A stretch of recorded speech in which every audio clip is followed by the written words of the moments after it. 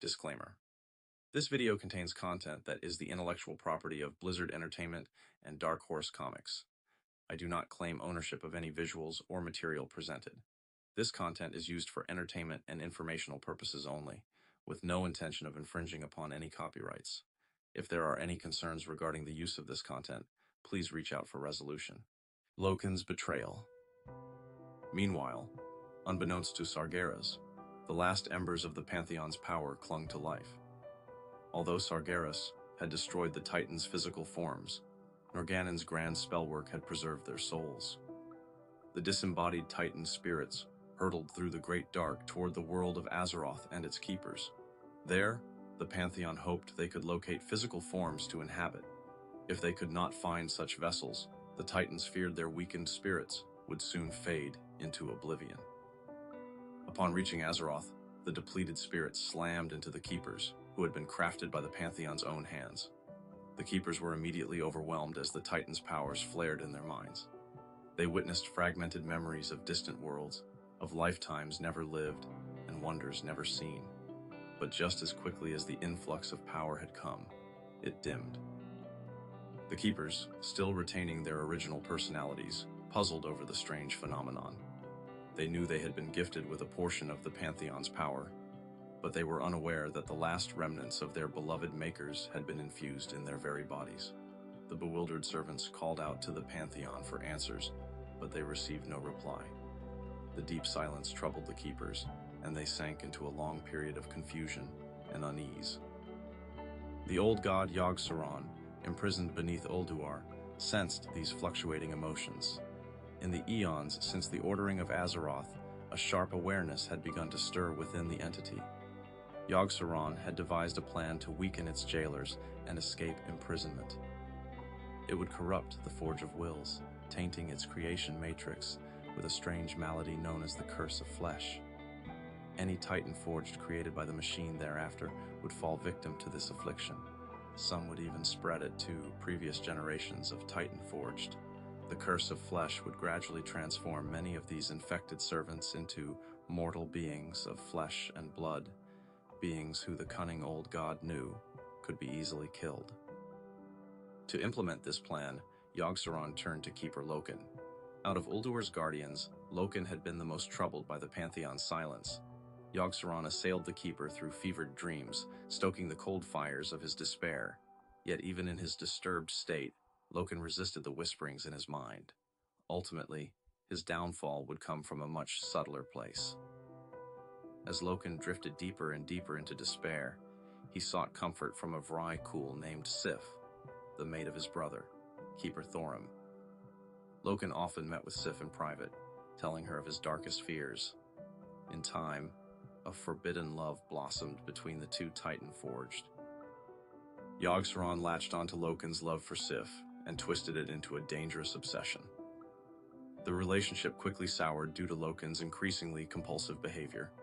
More and more he talked of openly professing their love for each other, an act that Sif vehemently opposed. She knew that if Thorim discovered the affair, it would shatter the Keeper's unity. Ultimately, she broke all ties with Loken, demanding that he leave her in peace. The thought of losing Sif drove Loken to madness. In a fit of anger and jealousy, he lashed out at his love and killed her. Though racked by guilt, he could not bring himself to tell Thorim of what he had done. Loken scrambled for a way to cover up Sif's death. It was in this time of need that her spirit appeared before his eyes. Much to Loken's surprise, this visage of Sif forgave him. She also warned him of the need to act with haste, lest Thorim learn the truth. If he did, the Titan Forged would descend into civil war, and every pledge Loken had made to the Pantheon would be broken. Sif's suggestion struck Loken as devious, a characteristic he had never known her to possess. He sensed something strange in her spirit, an unseen darkness, subtle yet discernible. But Loken's fear clouded his judgment, and he pushed away his doubts. On Sif's guidance, Loken dragged her corpse into the frigid wastes of the Storm Peaks. He informed Thorim of his wife's demise, and convinced the Keeper that Arngrim, king of the Ice Giants, was to blame. The grief-stricken Thorim unleashed his unbridled fury, slaying Arngrim and many of his followers. This event ignited a catastrophic war between Thorim's storm giants and Arngrim's ice giants. Sif's spirit continued aiding Loken as the conflict raged. Her guidance became ever more extreme and worrisome, but Loken forged ahead nonetheless. She convinced him to build an army of his own using the Forge of Wills, one large enough to protect Ulduar from the depredations of the warring giants. Loken was even persuaded to punish his brother for starting the war. He berated Thorim for letting anger rule his emotions and for creating such a terrible rift between the Titan forged. Loken further admonished his brother, claiming that Sif herself would look upon him in shame if she could only see the things he had done in her name. This bitter condemnation threw Thorim into a deep depression. Overcome with regret, he abandoned Ulduar and languished in solitude. With Thorim in isolation, Loken used his newly forged army to overwhelm the giants and end their conflict. All those who resisted his will were locked away in stasis chambers. But as these battles progressed, Loken noticed something unsettling among his warriors. A dark affliction suffused their spirits. Loken called out to Sif again for advice, but this time, she remained silent. Dread overtook the Keeper as he realized that her spirit had not existed at all. She was an illusion created by Yogg-Saron. Though Loken did not know it, the false spirit of Sif had also tainted the Forge of Wills, while the Keeper was creating his army. Yogg-Saron's curse of flesh had taken root in the heart of the machine's creation matrix.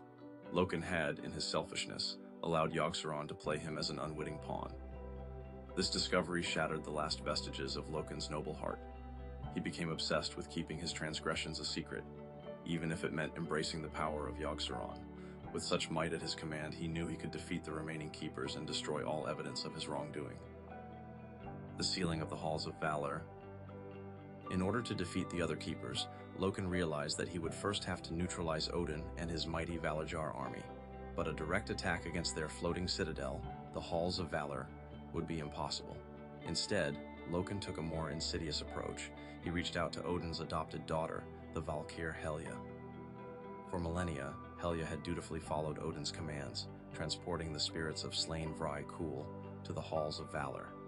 Yet even while she did so, Helja nursed the cold anger that stirred in her phantom heart. She never forgave Odin for turning her into a Valkyr against her will. Helja dreamed of a day when she might avenge what had been done to her and the others who had been transformed into Valkyr. Loken called out to Helja and played on her simmering anger and feelings of betrayal. He promised he would break the chains of servitude that bound her to follow Odin's will. In exchange, she would seal off the Halls of Valor from the world forever. Thereafter, Helja could usurp Odin's role as the caretaker of all Vrykul spirits. Enticed by this chance to sate her appetite for revenge, she agreed to Loken's plans. After Loken had restored her free will, Helja called on the same powers she had used to secure the elemental plane in ages past. She bent the latent arcane energies swirling around Azeroth to her command, sealing off the Halls of Valor and the inhabitants within. Odin and his mighty Valorjar struggled desperately to escape their floating citadel, but they could not break the impregnable barrier Helja had created. There, the Valorjar and the Keeper would remain, trapped within the golden corridors of the Halls of Valor for ages to come. Helja, now liberated from her life of servitude, forged a new home for herself and the other Valkyr. She created this enchanted refuge far below the Halls of Valor, binding it to Azeroth's great seas. The ocean mists soon coiled up to envelop Helja's domain and shroud it from sight. Known as Helheim, this realm would become the final destination for many Vrykul spirits after death. Guardians of Shadow. Not all Valkyr continued to follow Helja after Odin's defeat. Some of these spectral beings disappeared into the Shadowlands. The few who still retained a glimmer of nobility in their souls dedicated themselves to watching over the physical world. From within the Shadowlands, these Valkyr would at times guide the dead back to the land of the living. Yet the darkness that had long festered in Helja's heart transformed Helheim into a place of nightmare and shadow. The souls of dead Vrykul who arrived there soon found themselves turned into vengeful wraith-like beings. These cursed spirits were known as the Kuvaldir. They became one with the ocean mists, bound to the ebb and flow of the tides. the eternal fire of malice and anguish that burned in their souls would drive the Kuvaldir to raid and plunder the shores of Kalimdor for all eternity. The Fall of the Keepers. With Odin and his Valor jar sealed away, Loken returned to Ulduar. He believed he now had ample time to orchestrate the downfall of the other keepers, yet he soon discovered a new threat to his plans. Mimron had begun investigating strange anomalies in Loken's new Titan forged. The brilliant keeper suspected that some malfunction within the Forge of Wills was to blame for the impurities he had observed. Before he could pursue his theory, Loken sabotaged the keeper's workshop, killing Mimron in what appeared to be a tragic accident. Mimron, however, was not completely dead. Mimron's faithful mecha gnomes discovered that their master's spirit lived on. They scrambled to build a giant mechanized body to house the keeper's fading soul. This heroic act saved Mimron, but he was never the same again. His brush with death had broken his mind. He secluded himself in Ulduar's vast workshops, spending his days lost in the inner workings of his clockwork inventions. Knowing Mimron's fate would raise suspicions among the other keepers, Loken dispatched his army to neutralize his remaining brethren. First, Loken confronted Freya at her verdant domain within the Storm Peaks, the Temple of Life. Battle raged between the two keepers and their followers, sundering the temple and bleeding its precious life energies dry. Freya struggled valiantly against her foes, but she ultimately fell to Loken and the shadowy powers Yogg-Saron had granted him. Yogg-Saron itself seized on Freya's weakened state, enthralling her spirit. The old god compelled the broken Freya to withdraw into the halls of Ulduar. There she would spend her forlorn days tending to a sprawling garden at the heart of the fortress. As Loken confronted Freya, another group of his Titan-forged waged war on the mighty keeper Hodir within his lair, the Temple of Winter. Two fire giants named Ignis and Vulcan led the assault. They enveloped the temple in blistering infernos, sapping Hodir's wintry strength and decimating his icy followers. Loken later arrived to subdue Hodir directly, a task he completed with ease. Just as it had done with Freya, Yogg-Saron warped Hodir's mind. The entity forced the keeper to retreat into a frigid chamber within Ulduar, where he would remain in seclusion for millennia. Two of the remaining keepers, Tyr and Arkidas, did not fall victim to Loken's schemes. Tyr had long suspected that a darkness was growing within the fallen keeper, a suspicion that was confirmed when he witnessed Loken's attack on Hodir. Yet Tyr was in no position to confront Loken directly. Throngs of the fallen keeper's loyal Titan-forged stalked the storm peaks and the halls of Ulduar. Knowing he stood little chance against this army, Tyr took Arkidas and their close friend, a Titan-forged giantess named Iron Aya, to the outskirts of the storm peaks. Among the icy cliffs they waited and watched Loken's schemes unfold, planning their next move. Loken dispatched his forces to hunt down Tyr and his companions. These Titan-forged scoured the mountains and caves of the storm peaks, but they never found their prey. Believing that Tyr and his allies had fled the region, Loken asserted sole dominion over Ulduar. He altered the machineries within the fortress and used them to anoint himself the new prime designate of Azeroth. He also disabled the tainted Forge of Wills and banished many of his servants to the Storm Peaks. Thereafter, he sealed off the sprawling fortress of Ulduar. Loken languished in regret within Ulduar's silent halls. Despite everything he had accomplished, he was ever fearful that the Pantheon or their appointed watcher, Algalon, would one day return to Azeroth.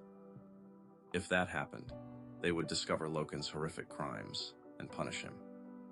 But in truth, the greatest threat was right beneath Loken's feet. No longer under the watchful eyes of Ulduar's jailers, Yogg-Saron began to stir, working to free itself from its impregnable prison. The Vanishing of Ra. As he dealt with the other keepers, Loken always expected that Ra would emerge from the southern reaches of Kalimdor to investigate the goings-on in Ulduar. But much to Loken's surprise, the High Keeper remained silent throughout these world-altering events.